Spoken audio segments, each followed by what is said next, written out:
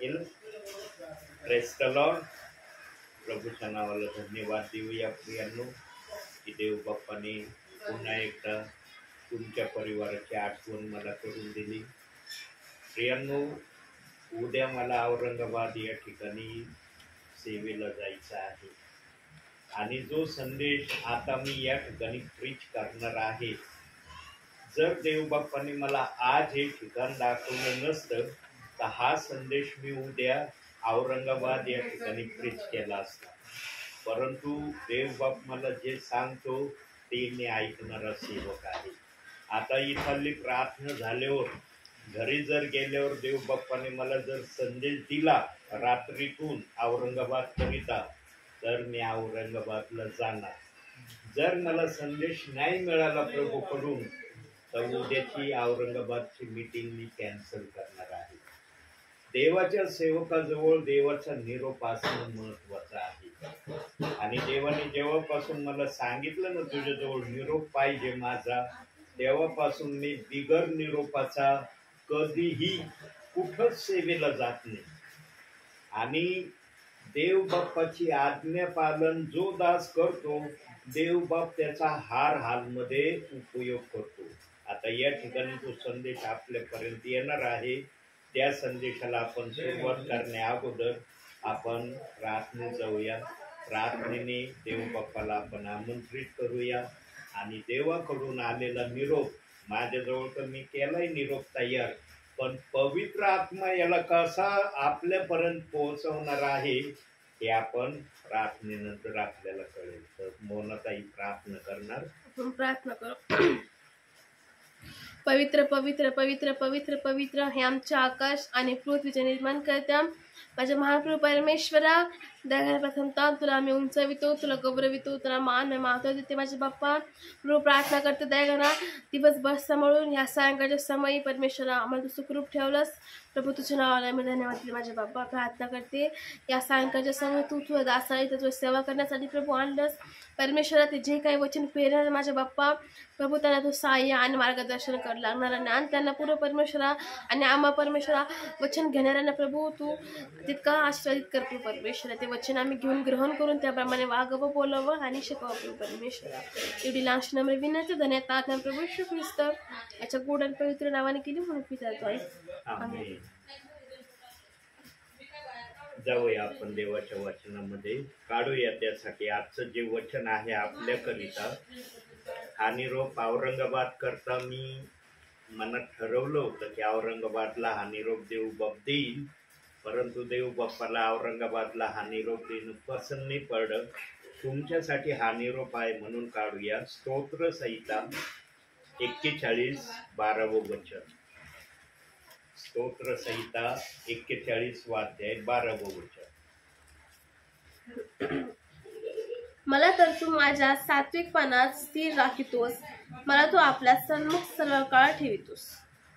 पंडिता रमाबाईच्या भाषांतरातून आजचं हे पहिलं वचन मी लिहिलेलं आहे आणि एवढं एकच वचन मी पंडिता रमाबाईच्या भाषांतरातून घेतलंय. पंडिता रमाबाईंनी त्याच वचनाला कसं म्हटलेलं आहे पाहूया आपण. मला तर तू माझ्या खरेपणात आधार देतोस. मग काही टिंब करून पुढं लिहिलंय, तू मला आपल्या मुखापुढे ठेवतोस. काय लोण्यासारखे पंडिता रमाबाईंनी या वचनाला आपल्या भाषेत लिहिलेलं आहे. अहो, मत कमी गोड होईल इतके गोड आणि इतके सुरेख अक्षर, इतके सुरेख मनोरम शब्द पंडिता रमाबाईने या वचनाकरता वापरलेले आहेत. प्रियांनो, पंडिता रमाबाईचं बायबल आजपर्यंत देव बाप्पाने या भूतलावर भाषांतरित केलेलं असूनही ठेवलेलं आहे, कारण त्याच्यामध्ये पंडिता रमाबाई या दासीने आपल्याला उंच केलेलं नाही. पंडिता रमाबाईने सर्व समर्थ जो प्रभू आहे, राजांचा राजा आणि प्रभूंचा प्रभू जो आहे त्याला उंच केलेला आहे. म्हणून या बायबलला बहुसंख्य जण आजही विश्वासणारे देवाचे सेवक आपल्याजवळ ठेवतात आणि या बायबलचा उपयोग जेव्हा त्यांना वाटेल तेव्हा ते केल्याशिवाय राहत नाही. मी जेव्हा पण संदेश तयार करायला बसतो तेव्हा पंडिता रमाबाईचं बायबल माझ्याजवळ असतं. मला देवाच्या आत्म्याने दाखवलं ना कुठलं वचन त्यातून घ्यायचं, मी ते वचन लिहिल्याशिवाय राहत नाही. काय म्हणतंय वचन? मला तू माझ्या खऱ्यापणात आधार देतो. यानो आमच्या जीवनामध्ये आम्हाला खरा आधार देणारा आमचा प्रभू असला पाहिजे.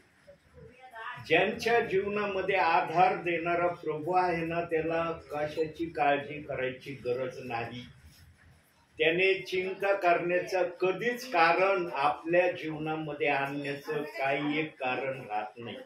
कारण त्याचा भार वाहणारा, त्याला चालवणारा, त्याला सुरक्षित ठेवणारा, त्याची हर एक इच्छा पूर्ण करणारा, जर सर्व समर्थ आधार देणारा प्रभू त्याच्या बरोबर आहे, तर त्या आधार देणाऱ्या व्यक्तीने फक्त भावी जीवनामध्ये या गोष्टीची काळजी घेणं गरजेचं आहे की मला माझ्या जीवनातून माझ्या सर्व समर्थ प्रभूला कसं खुश करता येईल, मी माझ्या प्रभूला संतुष्ट कसा ठेवू शकतो, माझा प्रभू माझ्याकडे पाहून सदैव माझ्याकडे पाहून प्रसन्न मुख कसा होईल, याकडे त्या विश्वासणाऱ्याचं, त्या दासाचं लक्ष असणं गरजेचं आहे. प्रियांनो, भावी जीवनामध्ये चालत असताना मनुष्याला कधी कधी या गोष्टी करणं इतक्या साध्य आणि शक्य होत नाही जितका प्रभू सहजरित्या बोलत आहे. पण प्रियांनो, धन्य ते प्रियजन आहेत ज्यांना आपल्या जीवनामध्ये प्रभूला आधारस्तंभ तो माझा आहे आणि प्रभूला मी माझ्या जीवनातून खुश ठेवित आहे. त्यांच्यासारखे या भूतलावर दुसरे आशीर्वादित कोणी नाही. आणि त्याच वचनात पुढं काय म्हणलेले आहेत पंडिता रमाबाई, तू मला आपल्या मुखापुढे ठेवतोस. यानो सदैव तो विश्वासणारा, तो सेवक देवाच्या समोर असतो, देवाच्या समक्षतेमध्ये असतो, देवाच्या सानिध्यामध्ये असतो, देवाच्या नियंत्रणामध्ये असतो आणि देवाच्या हाताखाली लीन नम्र असतो. यानो ज्याला हे प्रभू समोर स्वतःला अशा प्रकारे ठेवण्यास यश मिळतं ना, त्या विश्वासणाऱ्याचं आयुष्य प्रभूमध्ये केव्हा जातं ना ते त्यालाच कळत नसेल.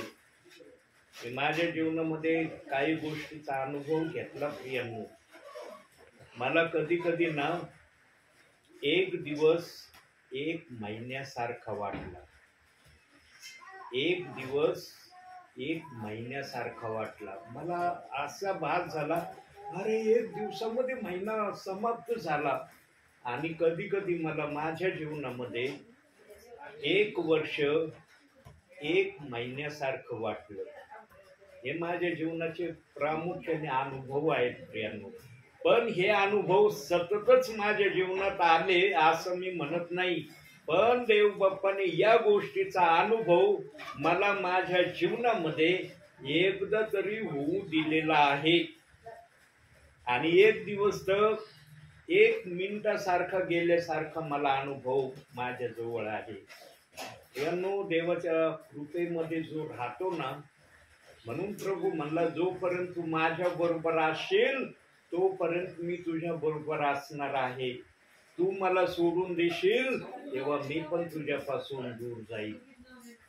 यानो इस्रायली लोक जोपर्यंत प्रभूच्या सानिध्यामध्ये होते तोपर्यंत ते प्रभू बरोबर चालले, मोशेच्या नियंत्रणामध्ये राहिले. पण जेव्हा ते प्रभू पासून दूर गेले तेव्हा ते मोशे पासूनही दूर गेले. आणि वचन सांगतं की जे प्रभू पासून दूर गेले ते पुन्हा प्रभू बरोबर कनान देशाकडे जायला गेले नाही.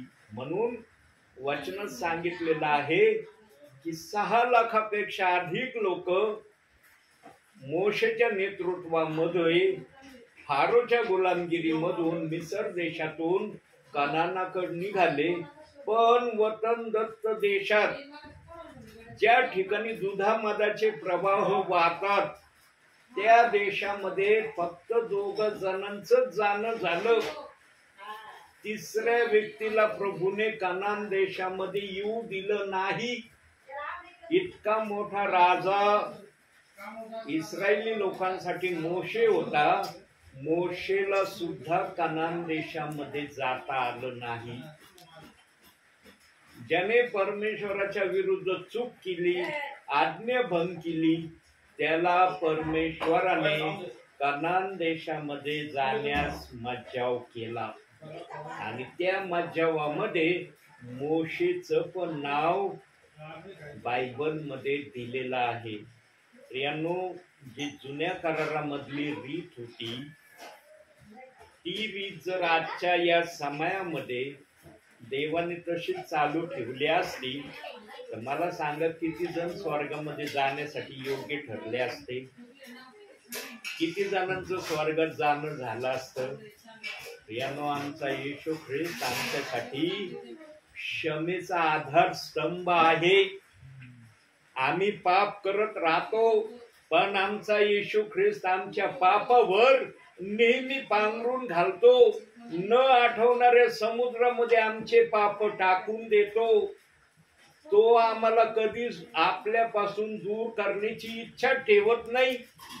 पण जुन्या करारामध्ये आम्हाला असं दिसतं, जो कुणी परमेश्वरापासून दूर गेला तो पुन्हा परमेश्वराबरोबर चालला नाही.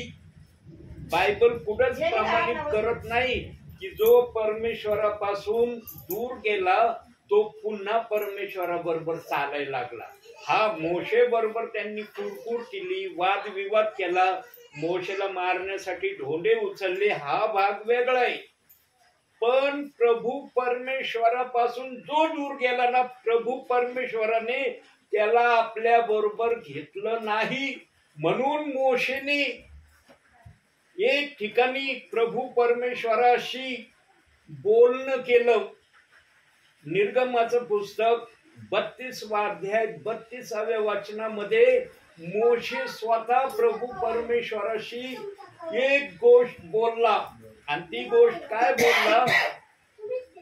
जर पाप करणाऱ्या व्यक्तीला तू क्षमा करणार नाहीस तर त्यांना मारण्या अगोदर तुला मला मारावं लागल.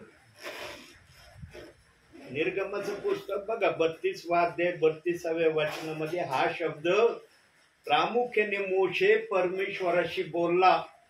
आणि परमेश्वराने जेव्हा मोशेचे हे शब्द ऐकले तेव्हा त्या ठिकाणी प्रभू परमेश्वराने इस्रायली लोकांना जे शासन करायचं ठरवलं होतं ते शासन परमेश्वराने केलं नाही, असं त्याच्या खालच्या वचनात आम्हाला वाचायला मिळतं. आता मोशेने हा शब्द का उच्चारला असेल बरं प्रभू परमेश्वराशी, की यांना मारण्या अगोदर तुला मला मारून टाकावं लागन, माझं नाव तुझ्या जीवनाच्या वहीतून काढून टाकावं लागन, अशा तऱ्हेचा शब्द त्या ठिकाणी मोशे परमेश्वराशी बोलला. का? कारण मोशेला हे माहीत झालं होतं की जे इस्रायली लोक प्रभू परमेश्वरापासून दूर जातात प्रभू परमेश्वर त्यांना आपल्या बरोबर घेत नाही. म्हणून जे इस्रायली लोक प्रभू परमेश्वराच्या नजरेमध्ये दोषी दिसले होते त्यांना वाचवण्यासाठी मोशे प्रभू परमेश्वरासमोर आला आणि त्या लोकांचा, इस्रायली लोकांचा मोशेने बचाव केला. एवढी एक घटना निर्गमाच्या पुस्तकामध्ये आम्हाला वाचायला मिळते. पण नवीन करारात जर आम्ही आलो, येशूच्या आधिपत्याखाली जर आम्ही आमचं जीवन व्यतीत करत असताना आम्हाला दिसून येत आहे की येशू ख्रिस्त आमच्या पापांना सतत क्षमा करतोय, सतत आमच्या पापांवर पांघरून घालतोय, सतत तो आम्हाला आपल्या सानिध्यामध्ये ठेवण्याची इच्छा ठेवतोय. आम्ही जरी त्याच्यापासून दूर जाण्याचा प्रयत्न केला तरी प्रभू येशू आम्हाला आपल्या जवळच ठेवतो. काय येशू ख्रिस्ताचं प्रेम नवीन करारामध्ये येशू ख्रिस्ताने आमच्यासाठी व्यक्त केलंय.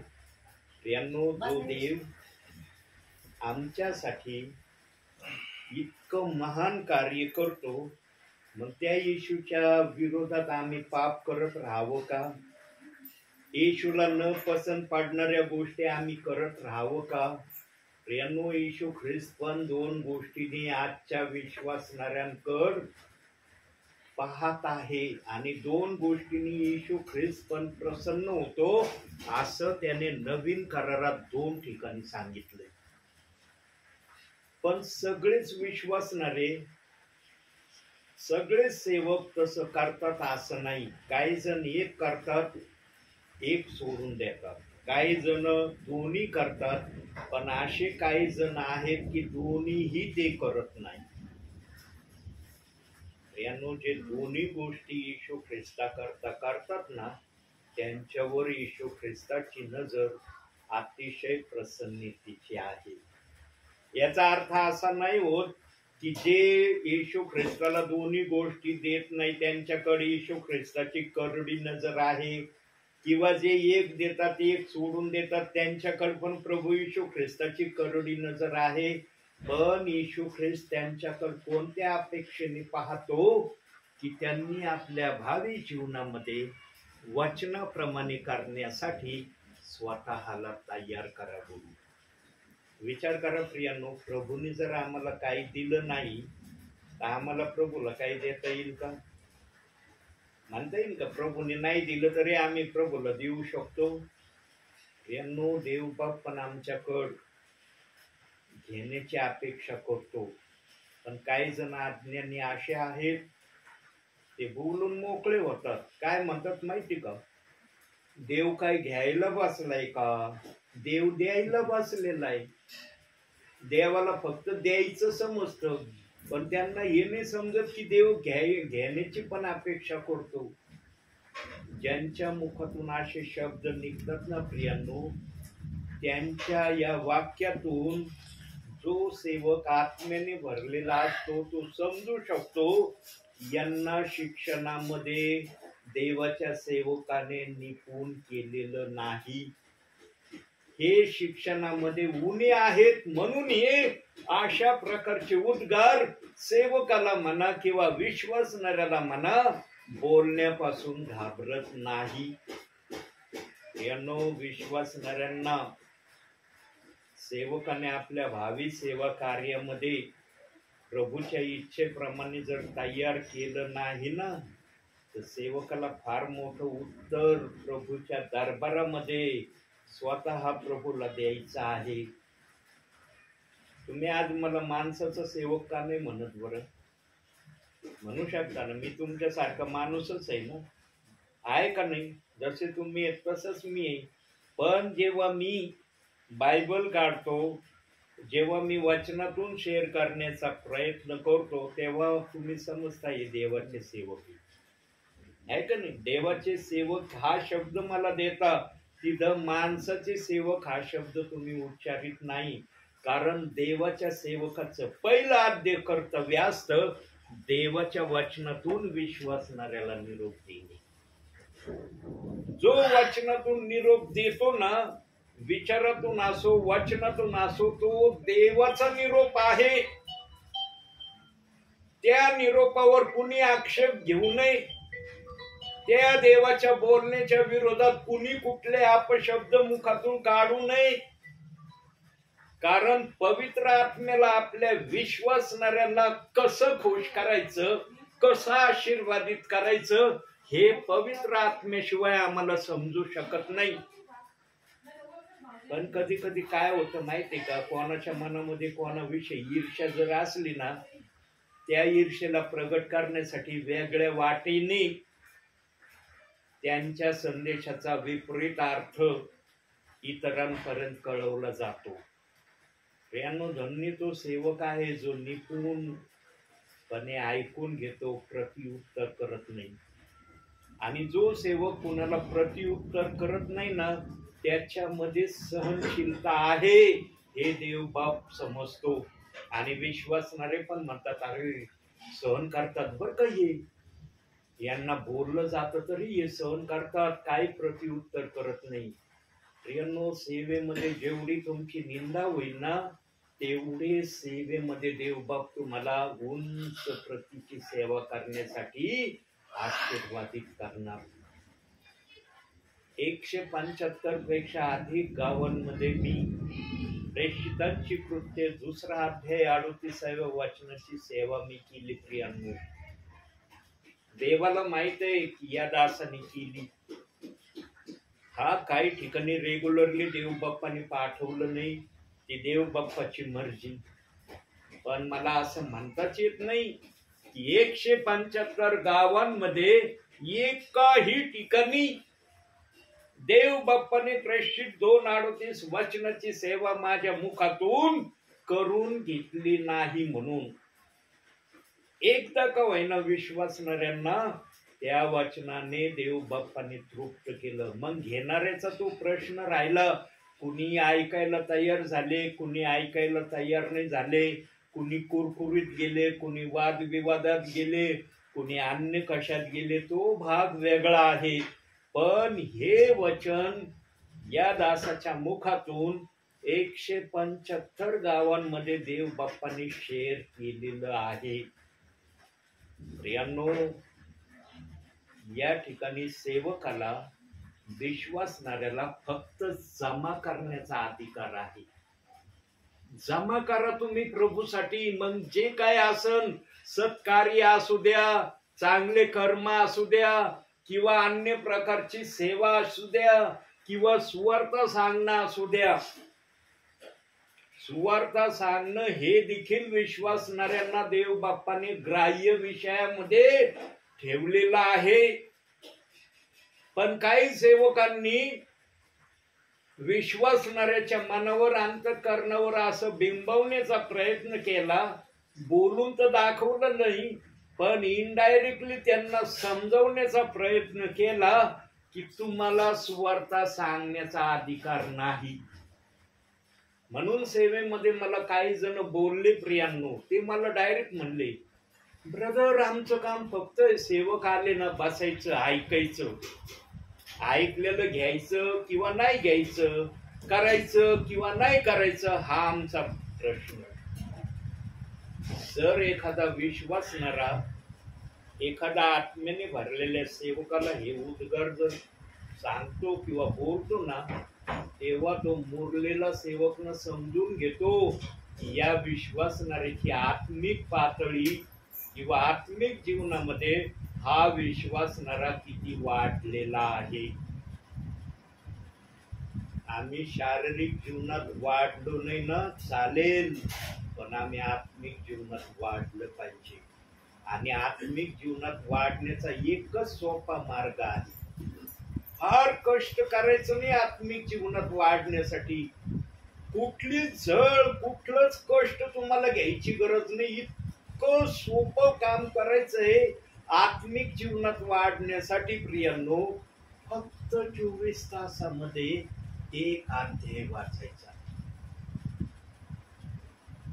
सांगा, 24 तासामध्ये बायबल मधला 1 अध्याय साधारणतः 3 मिनिटं किंवा 4 मिनिटाचा 1 अध्याय वाचणाऱ्याकडून पूर्ण वाचून होऊ शकतो. कोणता विश्वासणारा इतका बिझी आहे का की तो म्हणू शकतो की मला बायबल वाचण्यासाठी 4 ते 5 मिनिटाचा वेळ माझ्याजवळ नाही? मला सेवेमध्ये काही जण भेटले प्रियांनो असे, ते मला डायरेक्ट तोंडावर बोलले, ब्रदर आम्हाला ना सगळ्या गोष्टीला वेळ देण्यासाठी वेळ आहे, पण देवाचं वचन वाचण्यासाठी ना आमच्याजवळ 2 मिनिटाचा वेळ नाही.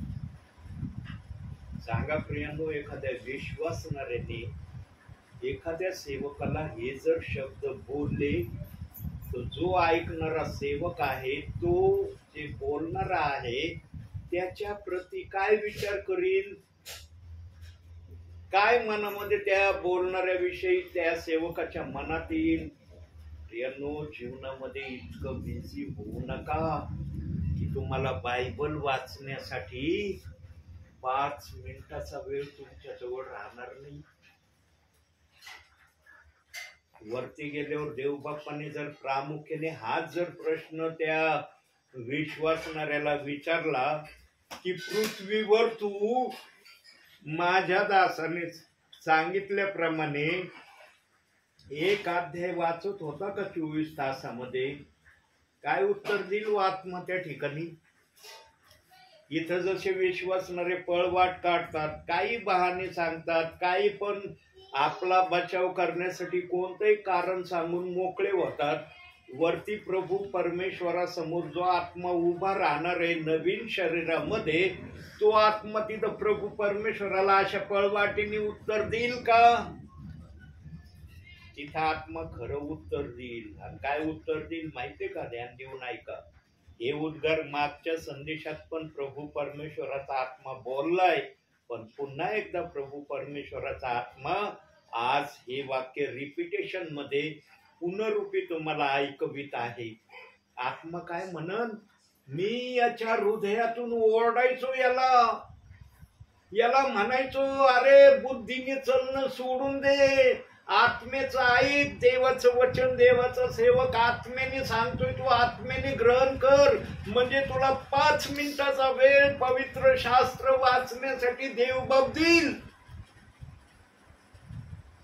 ज्याचं लक्ष देवाकडे नसतं ना, देवबाप पण त्यांच्याकडे लक्ष देत नाही. म्हणून रोमकराच्या 8व्या अध्यायामध्ये देवबाप बोलला, देहाचं चिंतन मरण आहे, आत्म्याचं चिंतन जीवन शांती हे आहे.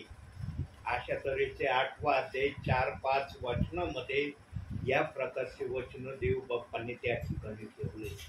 प्रियांनो, या जगामध्ये आम्हाला आत्म्याच्या प्रेरणेने चालायचं का देहाच्या प्रेरणेने चालायचं, याचा विचार विश्वासणाऱ्याने प्रामुख्याने करावा. येशू ख्रिस्त पण सेवा कार्यामध्ये बोललेला होता, जे जगाचं आहे ते जगाला द्या, जे देवाचं आहे ते देवाला द्या. पण देवाचा दास किंवा देवाचा सेवक किंवा देव स्वतः प्रभू येशू ख्रिस्त हा जे शब्द बोलला, त्या शब्दाचा अर्थ विपरीत केला. ते म्हणले, येशू ख्रिस्त म्हणला, जे जगाचं आहे ते जगाला द्या, आम्हाला जगाचं जगाला द्यावंच लागत. ठीक आहे, द्या जगाचं जगाला, पण आत्मेचं आत्मेला देणं काही योग्य नाही का? म्हणून काही जण फक्त देहाच्या जीवनामध्ये प्रत्येक वेळेला व्यस्त असलेले मी सेवामध्ये पाहिले. सेवेवर देहाच्या जीवनामध्ये इतकं व्यस्त होऊ नका की तुम्हाला आत्मिक जीवनाकडे यायला वेळच मिळणार नाही. येशू ख्रिस्त आमचा प्रभू आहे ना, सर्वशक्तिमान आहे ना, राजांचा राजा, प्रभूंचा प्रभू आहे ना, तो त्याला प्रसन्न करण्याचा एकच उपाय आणि एकच माध्यम या पवित्र शास्त्रातून 24 तासात 1 अध्याय वाचा. आता जरी हे शब्द तुमच्यासाठी नवीन असतील किंवा तुम्ही या शब्दाला कसा आपल्या जीवनात उतरवता किंवा याचा काय विचार करता, चांगला जर विचार असेल प्रभूच्या दृष्टीने, तर प्रभू तुम्हाला सहाय्यता करायला क्षणभराचा वेळ लागणार नाही. पण जर तुमच्या मनामध्ये विचार असतील, जाऊ द्या, प्रभूचा दास बोलतोय, संदेश झाला, प्रार्थना झाली, देवाचा दास निघून जाणार आहे, तो काय आम्हाला पाहिलंय का? मी एक अध्याय वाचतो का नाही वाचतो, मी काय करतोय, त्याला काय बघता येईल का माझ्याकडं? ठीक आहे, देवाच्या दासाला तुम्हाला बघता येणार नाही, पण स्वर्गातला प्रभू तर तुम्हाला पाहिल ना, त्याचे तर तुमच्याकडे राहतील ना, की तुम्ही जे ऐकलेलं आहे ते करण्याची इच्छा व्यक्त करता का न करण्याची इच्छा व्यक्त करता.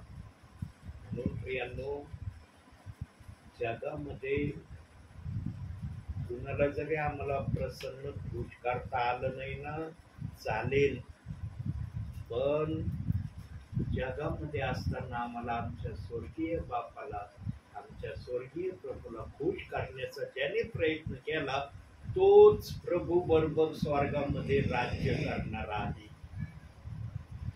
आज प्रत्येक जणांनी विश्वास ठेवलाय. कशासाठी ठेवलाय? प्रभू येशू ख्रिस्त येईन आणि मला घेऊन जाईल स्वर्गामध्ये, है ना. हर एक जण म्हणतो मी स्वर्गात जाणार आहे. प्रभूला पण आपल्या विश्वासणाऱ्यांना स्वर्गातच घ्यायचंय, पण त्यांनी हे पवित्र शास्त्र आमच्या समोर 8 आणि शर या दृष्टिकोनाने ठेवलंय की याच्यात पाहून तुम्ही स्वर्गामध्ये चालण्याची तयारी करा. जो कोणी या पवित्र शास्त्राला उघडीतच नाही, जो उघडीतच नाही तो वाचन काय करणार आहे? रेणू मी अनेकांचे बायबल पाहिलेले आहेत सेवेमध्ये, आशे कपाटावर किंवा काही जणांचे टीव्हीवर. आता या नवीन टीव्ही आल्यात, ह्या अशा तऱ्हेच्या टीव्ही नव्हते पहिल्या बॉक्स टाईप त्या टीव्ही असायच्या. त्या टीव्हीवर त्यांनी बायबल ठेवून दिलं ना, तर ते बायबलला हात लावित नव्हते. बायबलवर असा धुळीचा असा मोठा थर साचायचा. आणि जेव्हा मी पाहायचो, जेव्हा आत्मा मला म्हणायचा, आणि हे विशेष करून मला ट्रिनिटीच्या सेवेमध्ये अनुभव आले. हे जे उद्गार तुम्ही ऐकत आहात ना, हे प्रेषित 2:38 वचनामधले अनुभव नाही. ट्रिनिटीमध्ये मी सेवा करत असताना संस्था मला ज्या पण जिल्ह्याला, ज्या पण तालुक्याला सेवेसाठी पाठवायची, त्या ठिकाणी जेव्हा मी सुवार्ता सांगायला जायचो निरनिराळ्या गावांमध्ये, निरनिराळ्या वस्त्यांवर, तेव्हा मला प्रामुख्याने दिसलेलं आहे की काही जणांच्या बायबलवर इतका धुळीचा थर साचलेला मी पाहिला. तो पाहून मीच आश्चर्यात पडलो की या बायबलवर एवढा धुळीचा थर जर साचलाय तर हे बायबल किती वर्षापासून त्या ठिकाणी आहे, विश्वासणाऱ्याने त्याला स्पर्शच केलेला नाही. मी स्वतः सांगतो प्रियांनो, हे बायबल साक्षीदार आहे. मी स्वतः पाहिले माझ्या नेत्राने. मग जेव्हा विश्वासणारा थोडासा इरमला मनामध्ये, पण त्याला झटापलं. आणि मग काही जणांनी आपला बचाव करण्यासाठी एखादं वाक्य बोलले. काय नाही ब्रदर, काय होतं माहिती का, आमच्या इकडे वाळवट आली ना, वाळवटीने ना त्या बायबलवर ना तो थर साचतो. अहो वाळवट काय बायबलवर एवढं थर साचवू देईन का? बाकी ठिकाणी थर नाही साचत का? काही जणांनी अशा पळवाटांचे उत्तर दिले मला, पण मी त्यांच्या भावना दुखवल्या नाही. मी सेवेमध्ये ना कोणाची भावना दुखवीत नाही. मी बर्दाश्त भरपूर करतो, कारण माझ्यामध्ये सहन करण्याची शक्ती म्हणून मी सेवा करतो. मी कधीच कोणाची भावना दुखवण्याचा प्रयत्न करतो. पण देवाच्या आत्म्याने समजवण्याचा प्रयत्न जर त्यांच्यासाठी मला करायला लावला ना, त्याच्यापासूनही मी माघार घेतो. कारण देवाची इच्छा असली तर मी करायला पण तयार होतो, पण शक्यतो मी कोणाची भावना दुखवीतच नाही. आणि माझे जेवढे विश्वासणारे परिवार आहेत त्यांना पण मी सल्ला दिलेला आहे की कोणती सिस्टर येऊ, ब्रदर येऊ, सेवक येऊ, ते जे काही वाचनातून सांगतील गपचूप ऐकायचं, त्यांना प्रत्युत्तर नाही करायचं. त्यांनी देवाचा निरोप सांगितलाय, तो निरोप तुम्हाला नाही ना पटला, तुम्ही देवाला विचारायचं, देव बाप्पा जे ऐकलं मी ते तुझ्या दृष्टीने योग्य आहे का? जर तुझ्या दृष्टीने योग्य आहे तर मी पण योग्य मानतो. जर तुझ्या दृष्टीने त्या सेवकाने, त्या सिस्टरने, त्या ब्रदरने योग्य नाही सांगितलं, तूच मान्यता देत नाही तर मी पण मान्यता देत नाही. पण काही जणांना सेवकाशी, सिस्टरशी, ब्रदरांशी वाद घालायला सुरुवात करतात. कधी असं करू नये प्रिया. देवाला हे बिलकुल पसंत नाही. सांगा प्रियांनो, संदेशाविषयी जर देव बाप्पाच्या मनात अशी योजना आहे, जे कोणी बायबलच्या वाचनाला दोष लावते त्यांच्यासाठी प्रभूच्या मनात काय असेल विचार करा. प्रियांनो, देवाच्या वचनाला दोष लावणं, देवाच्या वचनाविरुद्ध बोलणं आजच्या विश्वासणाऱ्याला, सेवकाला फार सहज आणि सोपं वाटतंय.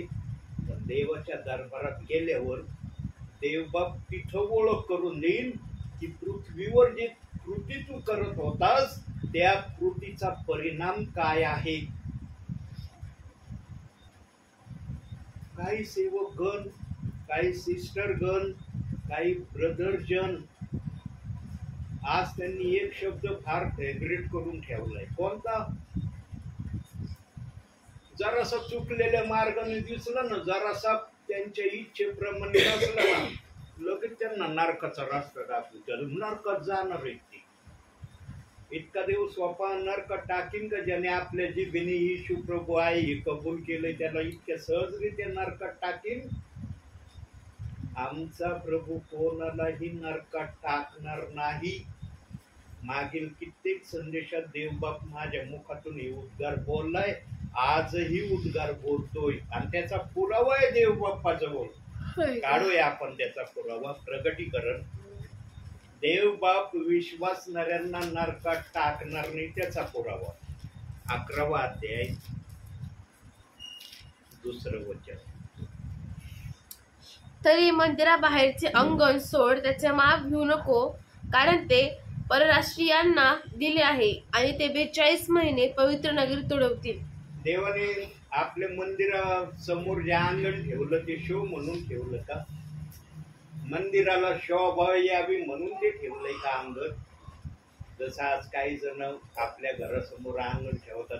अहो, अंगण असलं ना घराला शोभा येते, चांगलं वाटतं घर. तसं प्रभूंनी पण आपल्या स्वर्गासमोर जे अंगण ठेवलंय ते कशासाठी ठेवलंय? काय कारण आहे ते अंगण ठेवण्याचं? आणि याच अंगणाचं माप योहानाने घ्यायचं ठरवलं. टेप लावायला सुरुवात केली. लगेच आत्मा योहानाला म्हणला, मंदिराचं माप घेऊ नको अंगणाचं, कारण ते परराष्ट्रीयांना देण्यात आले. आता परराष्ट्रीय कोण आहेत? काही जण जैविकरित्या सांगतात भारत सोडून इतर देश आमच्यासाठी परराष्ट्रीय देश आहेत. तसं देवाच्या वचनाचं आहे का? देव परराष्ट्रीय लोक कोणाला म्हणतो? जे देवाचं ऐकत नाही, जे देवाच्या वचनाला दोष लावतात, ते देवाच्या नजरेमध्ये परराष्ट्रीय. आणि त्या परराष्ट्रीयांच्या राहण्याची व्यवस्था अंगणात केली देवाने, नरकात नाही केली व्यवस्था. देव नाही म्हणला तुम्हाला नरकात टाकेल. देव बाप्पाने नरक ठेवलेला आहे, पण तो नरक विशेष गोष्टींसाठी ठेवलाय. ज्याने प्रभूचा स्वीकार केला, ज्याने प्रभूवर विश्वास ठेवला, ज्याने आपल्या मुखाने येशू प्रभू आहे असं कबूल केलं, त्याच्यासाठी ठेवलाय का नरक? आत्म्याने आलेला सेवक कधीच हे उद्गार काढणार नाही. जो प्रभूच्या इच्छेने चालत नाही, ऐकत नाही, तो नरकात टाकला जाईल. कधीच आत्म्याचा आलेला सेवक बोलणार नाही. मग हे वचन कोणासाठी ठेवलंय देव बाप्पाने?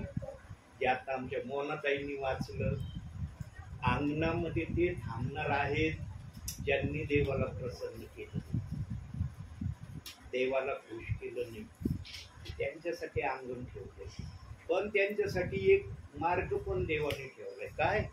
भावी जीवनात चालत असताना बघा, वधस्तंभावर येशूच्या आजूला आणि बाजूला 2 जण होते, है ना? कट्टर महाचोर होते. ते इतके कट्टर महाचोर होते की जगाच्या न्यायाधीशाने त्यांना वधस्तंभावर खिळून मारण्याचं शासन केलं होतं. जे येशू ख्रिस्ताला शासन ते सैनिक अधिकारी करत होते. पण त्यातल्या एका चोराला देवाबद्दल आदर होता, पण एका चोराला देवाबद्दल आदर नव्हता. तो आदरच करत नव्हता देव बाप्पाचा. जेव्हा प्रभूने पाहिलं त्यांच्याकडं, एका चोराकडे पाहिलं, डावीकडे चोराकडे, त्याला प्रभू येशू ख्रिस्ताचं पान समजलं नाही. तो लगेच म्हणला, तू जर प्रभू असशील तर तू वधस्तंभावून खाली ये, मला पण वधस्तंभावून खाली घे, तर मी तुला प्रभू मानीन, तुझ्यावर विश्वास ठेवीन. पण जर तू असं करणार नाही, मी तुला काहीच मानणार नाही. पण जेव्हा उजवीकडच्या करतो पाहतो, उजवीकडच्या चोराच्या हृदयामध्ये 100मध्ये निदान 5% तरी देवावर विश्वास ठेवण्याचा अंतःकरण असेल. आपल्याला एक्झॅक्टली नाही माहिती किती असेल, पण आपल्या माहितीसाठी आपण 5% धरूया.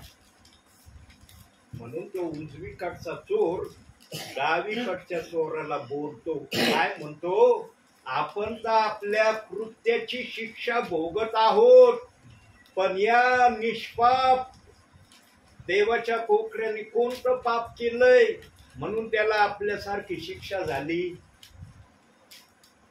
कमीत कमी जेव्हा शिक्षा भोगत असताना त्यांना येशू ख्रिस्ताविषयी एकाला तरी देवाच्या आत्म्याने समजू दिला असेल की मी तुमच्यासारखा दोषी नाही, मी निर्दोष आहे, पण तुमच्या पापाच्या सुटकेतून तुम्हाला बाहेर काढण्यासाठी मला अशा प्रकारची शिक्षा भोगावी लागत आहे. बायबलमध्ये सविस्तर सगळे वचन सांगितले नाही, म्हणून देवाने सांगितलंय काही वचन गुप्त ठेवलेत, रहस्यात ठेवलेत. ते अंतिम समयात पवित्र आत्मा आपल्या विश्वासणाऱ्यांना सेवकांच्या मुखातून कळवणार आहे, जे तुम्ही ऐकत आहात. प्रियांनो, देवबाप हर गोष्टीने, आणि त्याला वचनाचा पुरावा पण आहे. कलसेकराचं पत्र 1 अध्याय 26 वचन, या सर्व गोष्टी ज्या ऐकल्या तुम्ही त्याचा त्याला पुरावा आहे. देवबाप पुराव्याशिवाय आणि विचाराशिवाय कधीच आपल्या विश्वासाशी बोलत नाही. माझ्याजवळ लिमिटेड वचन मी लिहून आणलेत, फक्त संदेशाच्या वचनातूनच मी सध्या बोलत आहे. या वचनाचे दुष्परिणाम किंवा या वचनाचे आशीर्वाद घेण्याचे वचन अजून देवाच्या आत्म्याने आपल्याला सांगायला सुरुवात केली नाही. फक्त आधार आणि मुखापुढे प्रभू तुम्हाला कसं ठेवतं या दोनच वाक्यांवर देवाचा आत्मा तुमच्याशी बोलत आहे. ज्याच्याजवळ आत्मा आहे ना, तो आत्मा त्याला शांत कधी ठेवीत नाही. तुला जे योग्य वाटल, आशीर्वाद कसा द्यायचा ना हे सेवकाला कधी कळत नाही बरं का, पण आत्म्याला कळतं कोणत्या मार्गाने कोणत्या वाटेने मी बोललो म्हणजे माझ्या विश्वासणाऱ्यांना आशीर्वाद भेटल. म्हणून प्रियांनो, जर तुम्हाला आपल्या जीवनामध्ये प्रभू तुमच्या समोर असावा असं वाटत असेल, तोच माझा आधार असावा अशी इच्छा जर तुमच्या मनात असेल, तर फक्त 2 गोष्टी करणं या भावी जीवनामध्ये गरजेचं आहे. अशात अनेक गोष्टी बायबलमध्ये दिल्यात, पण प्रभूच्या सानिध्यात बसल्यावर देवाने प्रामुख्याने मला 2 गोष्टी दाखवल्या की माझे विश्वासणारे जर या 2 गोष्टींना आपल्या जीवनामध्ये करण्याचा प्रयत्न मला दाखवतील, त्यांना मी आपल्या मुखासमोर ठेवीन, त्यांना मी सतत आधार देईन. तर त्यातलं पहिलं वचन आपण बघूया की 2 गोष्टीपैकी पहिली गोष्ट कोणती करणं गरजेचं आहे. त्यासाठी खोलूया आपण पवित्र शास्त्रातून मार्कृ शुभवर्तमान 12वा अध्याय 30वा वचन. मार्कृ शुभवर्तमान 12वा अध्याय 30वा वचन.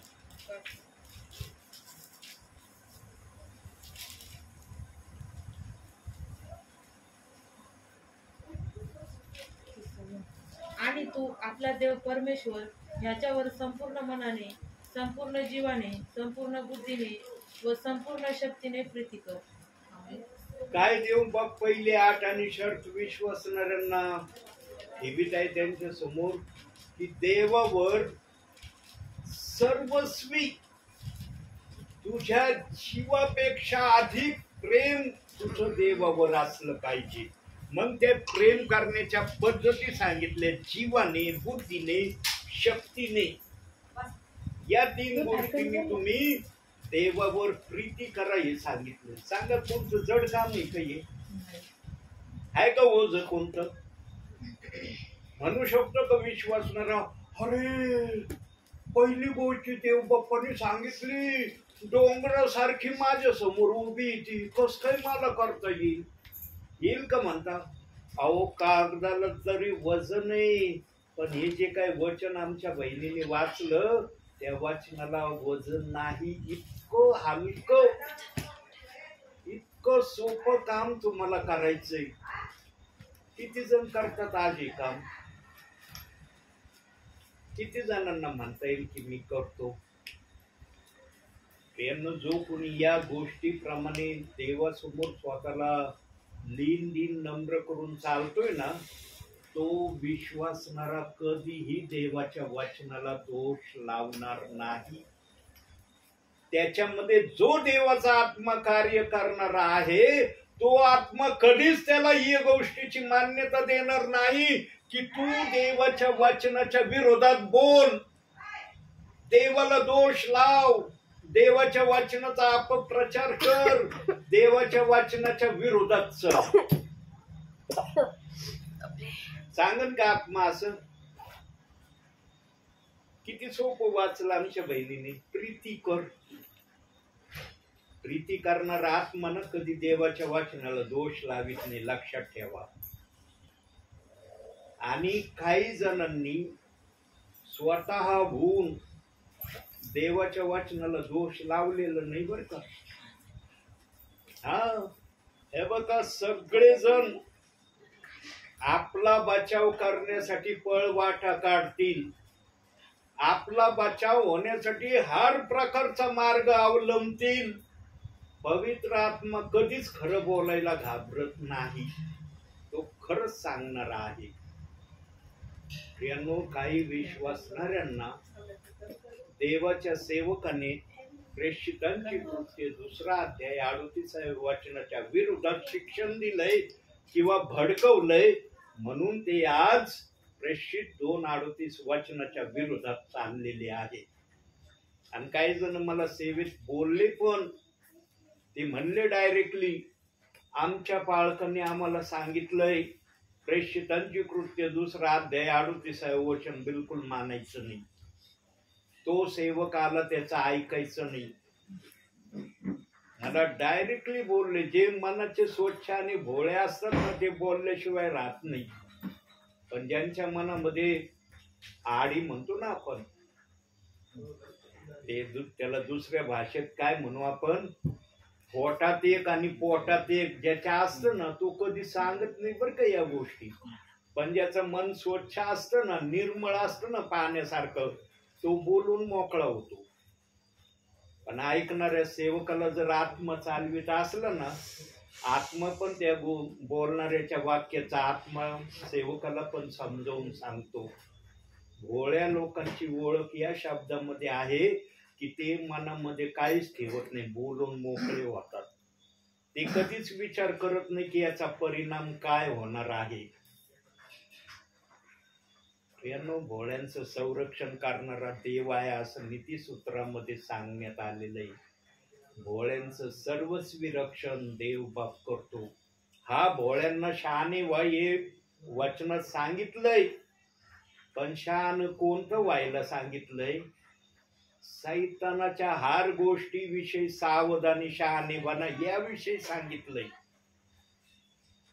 पण काही सेवक सांगताना शहाणे हो ना, त्या दुसऱ्याच गोष्टीचं शहाणपणा सांगायला स्टार्ट करतात.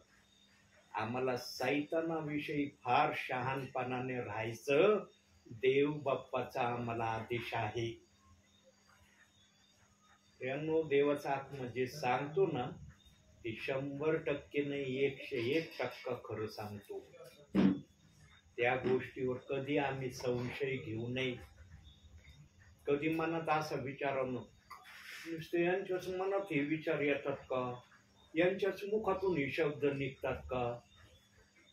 ज्याने जसा परिश्रम प्रभू मध्ये केलाय ना, तसंच त्याच्या मुखातून देवबाप उच्चारण करणार आहे. तुम्हाला माहिती आहे का, माझ्या जीवनामध्ये मी पवित्र शास्त्र किती वाचलंय, किती पवित्र शास्त्राला माझ्या जीवनामध्ये मी अग्रगण्य स्थान दिलंय. यांनो, अख्खं तरुण पण मी बायबल वाचण्यामध्ये घालवलंय. वारंवार मी सांगतो. का सांगतो? कारण ज्यांनी केलेला असतो ना, तोच सांगू शकतो.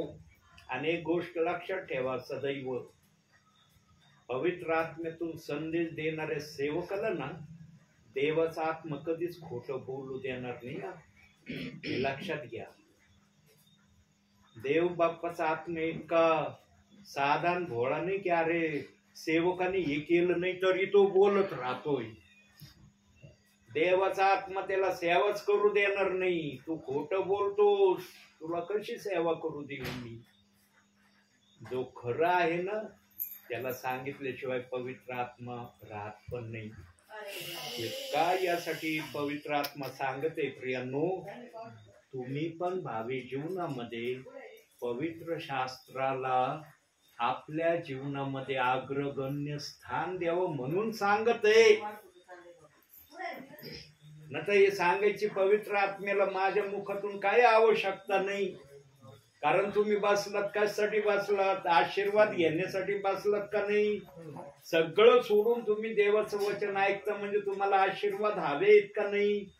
मग आशीर्वाद कसे द्यायचे हे पवित्र आत्म्याला समजतं, सेवकाला नाही समजत आहे की आशीर्वाद कसे त्यांना मिळतील.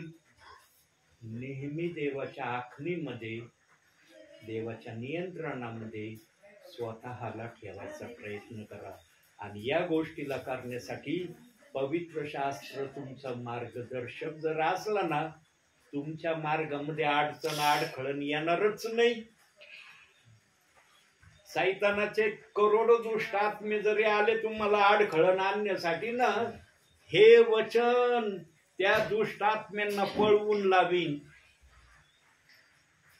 म्हणून वचनात सांगितलंय, नीतिसूत्रे 16 अध्याय 20 वचनात, जो वचनाकडे लक्ष देतो त्याचे कल्याण होते. वचनाकडे लक्ष देणाऱ्याच कधीही तोटा नुकसान होत नाही. त्याचं भलंच होतं, चांगलंच होतं. आता तुम्ही ख्रिस्तामध्ये आलात, चांगलं होण्यासाठी आलात का वाईट होण्यासाठी आलात? चांगलं होण्यासाठी आलात ना. मग देवाच्या आत्मेला कळतं चांगलं होण्यासाठी यांना काय करणं गरजेचं आहे. हे पवित्र शास्त्र तुमचं मार्गदर्शक असलं पाहिजे. म्हणून स्तोत्र संहिता 119 105 वचनात सांगितलंय, तुझे वचन माझ्या पावलाकरिता दिवा आहे आणि माझ्या मार्गावर प्रकाश आहे. किती जणांना वाटतं माझ्या पावलाकरता वचन दिवा आहे?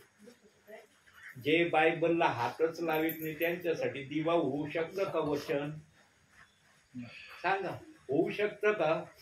ते किती मुखाने म्हणले माझ्या पावला करता देवाचं वचन दिवा आहे, पण ते बायबलला स्पर्श करत नाही. देवाचा आत्मा म्हणून का तुझ्यासाठी हे दिवा आहे म्हणून?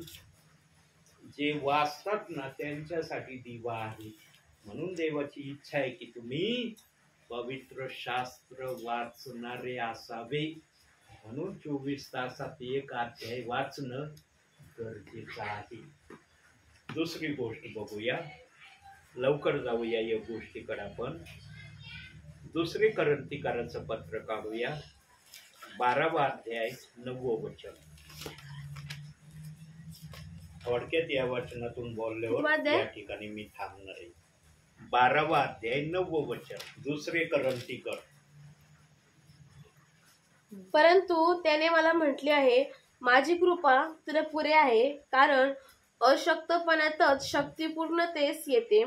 म्हणून ख्रिस्ताच्या सामर्थ्याची छाया माझ्यावर राहावी म्हणून मी विशेष करून आपल्या अशक्तपणाची प्रौढी फार आनंदाने मिरवेन. बघा आता इथं पाऊल आहे ना, प्रभू परमेश्वराशी बोलत आहे. तो कोणा माणसाशी नाही बोलत. आणि प्रभू परमेश्वराने पण पाऊलाच्या शरीरामध्ये सैतानाचा दूत त्याला ठोसे मारण्यासाठी ठेवला होता.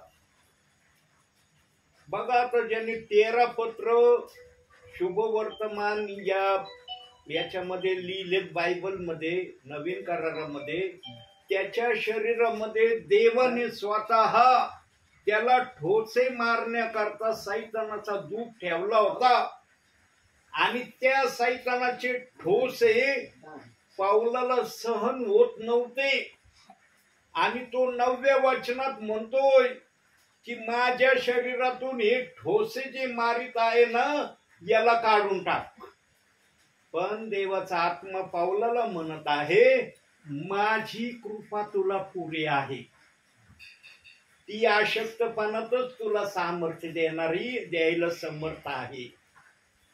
आता बघूया, खरंच पावलाच्या शरीरामध्ये प्रभूने सैतानाचा दूत त्याला ठोसे मारण्यासाठी ठेवला होता का? वाचा त्याचा अध्यायाचं 8वं वचन, एकच वचन वाचा. हा माझ्यापासून दूर व्हावा अशी मी प्रभूजवळ 3दा विनंती केली. पूर्ण वचन वाचा ते 8वं. हा माझ्यापासून दूर व्हावा अशी मी प्रभूजवळ 3दा विनंती केली, परंतु त्याने मला म्हटले आहे, माझी कृपा तुला पुरे आहे, कारण अशक्तपणातच शक्ती पूर्णतेस येते. म्हणून ख्रिस्ताच्या सामर्थ्याची छाया माझ्यावर राहावी, म्हणून मी विशेष करून आपल्या अशक्तपणाची प्रौढी फार आनंदाने मिरवीन. 7व्या वचनात का ज्यातील दिलंय की सैतानाचा दूत ठोसे मारण्याकरता त्याच्या शरीरात एक काटा म्हणून ठेवला होता. काटा हा शब्द वापरण्यात आलेला आहे. प्रियांनो, इतकी महान सेवा करणारा पाऊल, त्याच्या शरीरात जर प्रभूने एक काटा, एक ठोसे मारणारा दूत ठेवला होता, नम्रतेने चालणारा, विश्वासाने वागणारा, देवाच्या आज्ञा पालन करणारा, तो जर अशा अवस्थेमध्ये प्रभूमध्ये चालत होता, तुमची आमची अवस्था काय असणार रे? आमच्यासाठी प्रभू काय करील? विचार करा.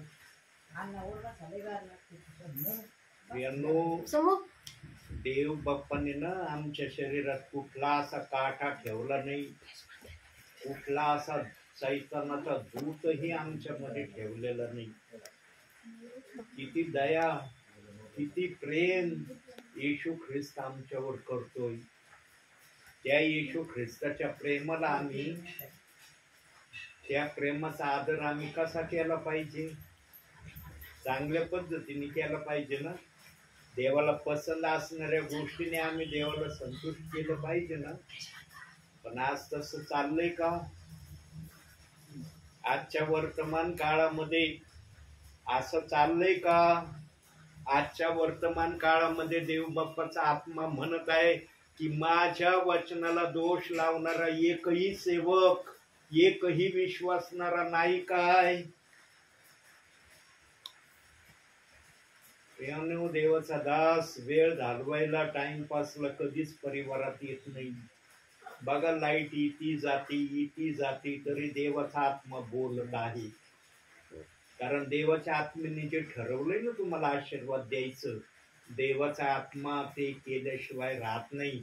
लाईट येऊ अगर नाही येऊ, देवाचा आत्मा तुम्हाला सांगतच राहील. देवाच्या आत्म्याला कोणी रोखू शकत नाही.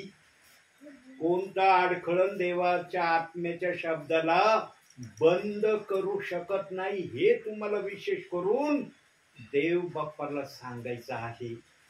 आणि जे कोणी आज वचनाच्या विरोधात चालत आहेत, वचनाच्या विरोधात बोलत आहेत, वचनाला अपशब्दाने दुखवित आहे, विचार करा देवाच्या आत्म्याला कसं वाटत असन?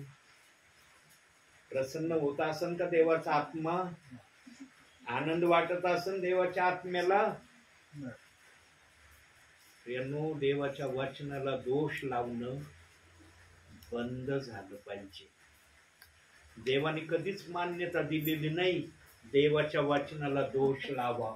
अख्ख्या बायबलला चाळून बघा, कुठंच देवाचा आत्मा असं बोलला नाही माझ्या वचनाच्या एखाद्या शब्दाला, एखाद्या वचनाला तुम्ही दोष लावा. कुठंच मी वाचलं नाही. आतापर्यंत मी बायबल वाचन करत आहे, पण मी एकदाही असं वाचलं नाही की बायबलच्या वचनाला दोष लावा म्हणून. हा 2 तिमोथेय 3 अध्याय 16व्या वचनामध्ये एक शब्द ठेवलाय, एखादा जर विश्वासणारा वचनाप्रमाणे चालत नसला तर त्याच्या भावी जीवनाला सुधारण्यासाठी काहीतरी बोध, काहीतरी इशारे त्याला तू सांग, शिकीव, अशा तऱ्हेचा शब्द त्या ठिकाणी दिलाय. वाचूया तेवढा एक शब्द आपण. दुसरे तिमोथेय 3 अध्याय 16 वचन. बघा कसा पवित्र आत्मा बोलतोय त्या ठिकाणी. प्रत्येक परमेश्वर प्रेरित शास्त्रलेखक बोध दोष दाखविणे, सुधारणूक, नीतिशिक्षण ह्याकरिता उपयोगी आहे. कोणते दोष दाखवणे? जे कोणी वचनाला दोष लावते त्यांना दोष दाखवण्यासाठी आणि त्यांची सुधारणा होण्यासाठी ते बोललंय तिथं. पण हे वचन विपरीत करून काही जण सांगतात. म्हणून प्रेषित 2:38 वचनाला दोष लावण्याची प्रक्रिया कदाचित आली असेल, आणि ज्यांनी कुणी या वचनाला दोष लावण्याची प्रक्रिया आणली ना जगामध्ये, त्याचा न्याय होणार आहे. देवबाप त्याचा न्याय केल्याशिवाय राहणार नाही. देवबापाचा आत्मा त्याला विचारील, तू माझ्या वचनाला दोष लावण्याचा अधिकार कोणत्या अधिकाराने जगामध्ये आणला आणि विश्वासणाऱ्यांना सांगितला? कुणीतरी दोष लावलाय म्हणून सगळे दोष लावित त्या वचनाला. कुणालाच माहित नाही की ते वचन दोष न लावण्याचं आहे, पण माग चालत आलेले त्यांनी दोष लावला, मी दोष लावतो. मी सेवेमध्ये कारणही विचारलं, कुणालाच कारण नाही सांगता आलं. आडात असलं तर पावर येतील, आडातच नाही, कुठून पावर येणार आहे? सेवकाने विचारलं दोष लावण्याचं कारण काय, सांगतच आलं नाही. मागचे दोष लावतेत म्हणून मी दोष लावितोय. यानो, विश्वासणाऱ्यांनी तेच ऐकावं, तेच करावं जे पवित्र शास्त्र मान्य करतं. जे पवित्र शास्त्र मान्य करत नाही ना, ते कधी करू नये. म्हणून वचनात सांगितलेलं आहे.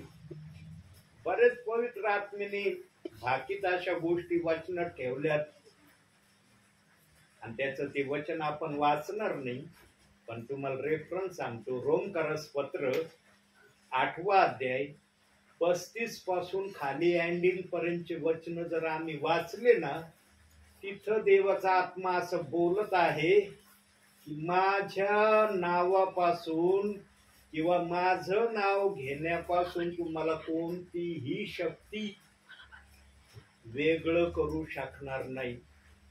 मग जर कोणती शक्ती वेगळं करू शकणार नाही देवाचं वचन घेण्यापासून, मग तोच आत्मा एखाद्याला म्हणन का माझ्या वचनाला दोष लावण्याची प्रक्रिया तू कर, म्हणन का? पण आज वचनाला दोष लावला जातोय, नाम लावला जातोय, आणि हा दोष अख्ख्या जगामध्ये पसरलाय.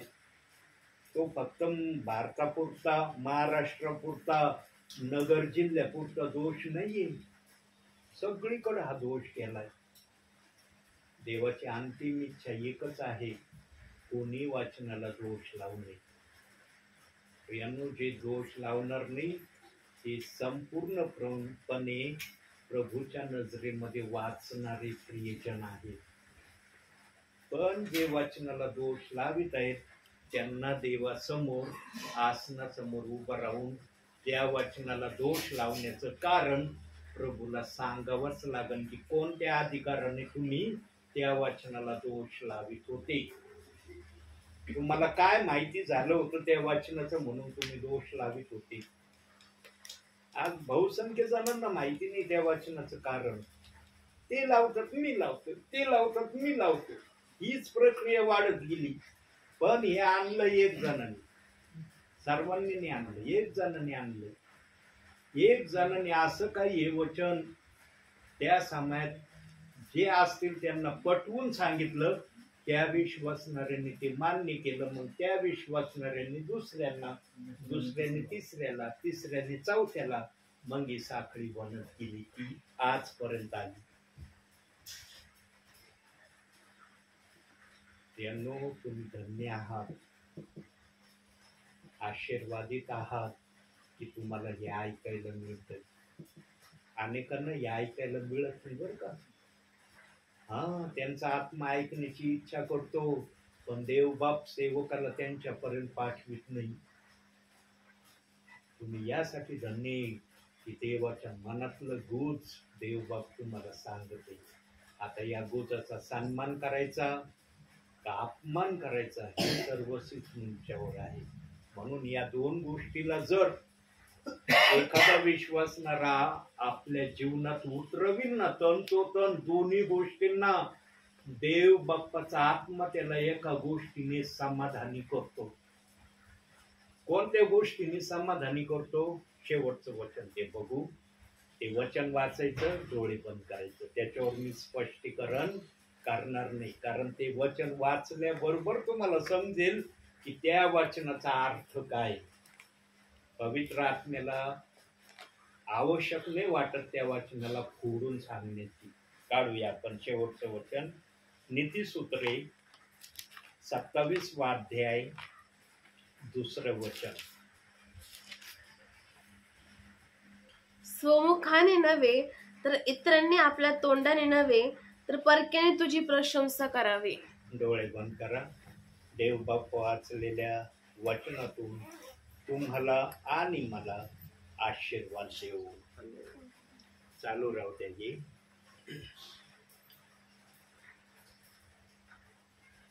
आपण काही क्षण स्वतःला शांत ठेवूया प्रियांनो. काही क्षण, अगदी 2-3 सेकंद फक्त आपण शांत राहणार आहोत. मग आपण प्रार्थनेत जाणार आहोत.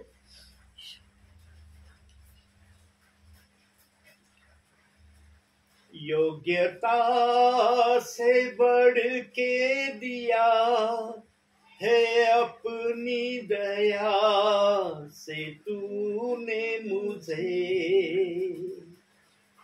योग्यता से बढ़ के दिया है अपनी दया से तूने मुझे, मांगने से ज्यादा मिला मुझे, आभारी हूँ प्रभु मैं, मांगने से ज्यादा मिला मुझे, आभारी हूँ प्रभु मैं।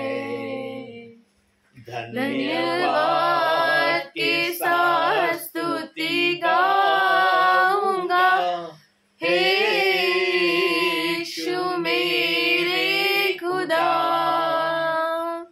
उपकार तेरे है बेशुमार, कोटि कोटि स्तुति धन्यवाद।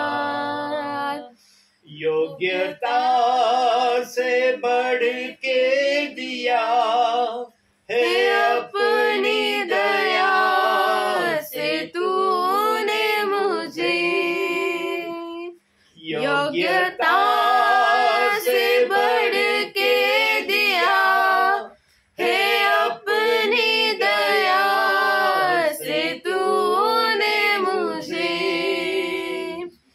मांगने से ज्यादा मिला मुझे, आभारी हूँ प्रभु मैं, मांगने से ज्यादा मिला मुझे, आभारी हूँ प्रभु मैं।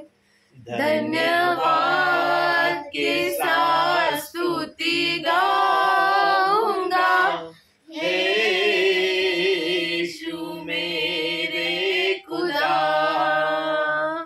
उपकार तेरे है बेशुमार, कोटि कोटि स्तुति धन्यवाद, कोटि कोटि स्तुति धन्यवाद, कोटि कोटि स्तुति धन्यवाद।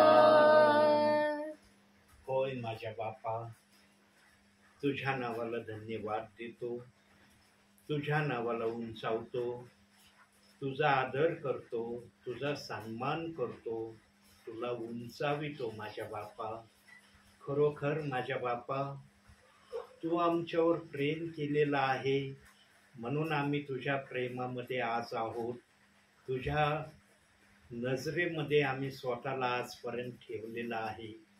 तू जर आमच्यावर प्रेम केलं नसतं माझ्या बापा, तू जर आम्हाला आपल्या जवळ घेतलं नसतं माझ्या बापा, तर आजच्या समयाला आम्ही कुठं असतो, कसे असतो, हे आम्हाला सांगता आलं नसतं माझ्या बापा.